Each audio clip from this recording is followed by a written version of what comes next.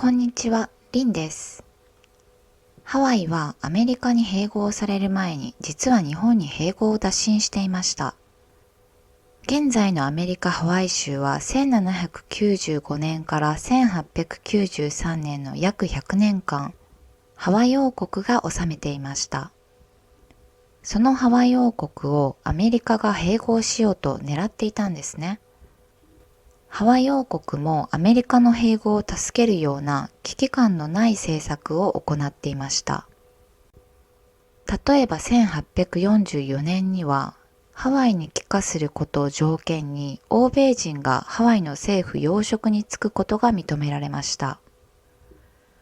ハワイに帰化することを条件に政府の要職に就くと言っても、実際はハワイをアメリカに併合させる方向へ持っていくために帰化する政治家もいたわけです。さらに1850年には外国人による土地私有が認められ、アメリカの起業家や商人によって多くの土地が買い占められました。これは現在日本がやっていることと同じなんですね。日本は帰化人が議員になれますし、土地を外国人が購入することもできます。ハワイのカラカウア王はこのやばさに気づき、1888年に日本を訪れ、明治天皇と会見しました。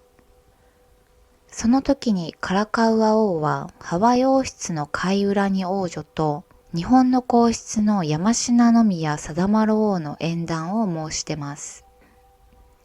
当時、定丸王は13歳、カイウラニ王女は5歳でした。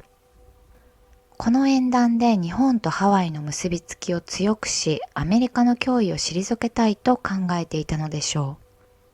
カラカウア王は他にも日本とハワイの連邦化や日本主導によるアジア共同体の創設を提案し、日本からハワイへの移民を打診しています。移民については白人の移民により疫病が流行り、ハワイ原住民が激減していたという背景がありました。ハワイは位置的にアジア防衛のための要所とも言える国なので、そういう意味では日本政府にとっても連邦化にはメリットがありました。しかし、すでにアメリカがハワイを併合しようと動いていたので、日本がハワイを組み入れてしまうと確実にアメリカと敵対することになります。当時の日本はいつ清と戦争になってもおかしくないような状態だったんですね。その上アメリカと敵対することになるのは日本としてはどうしても避けたかったんです。なので日本政府はハワイに特使を派遣し、ハワイ王からの縁談を丁寧にお断りしています。ただ移民に関しては申し出を受け入れ、1894年までに3万人近くもの日本人がハワイへ移住しました。1893年にアメリカ系の商人を中心とするクーデターにより、ハワイ王国は滅亡します。このクーデターの首謀者には、ドールフードカンパニーの一族であるサンフォード・ドールや、ハワイでプランテーションやホテルを経営していたロリン・サーストンがいました。この事件を知った日本政府は邦人保護の名目で、軍艦3隻をホノルル港に派遣しています。ちなみにこの時に派遣された巡洋艦なにわの艦長は、後の日露戦争で活躍した東郷平八郎でした。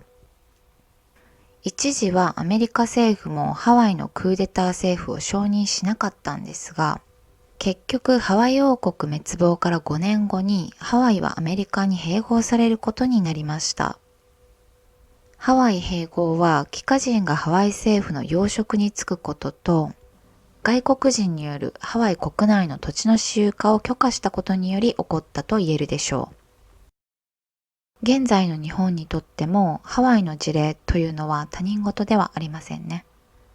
最後までご視聴いただきありがとうございました。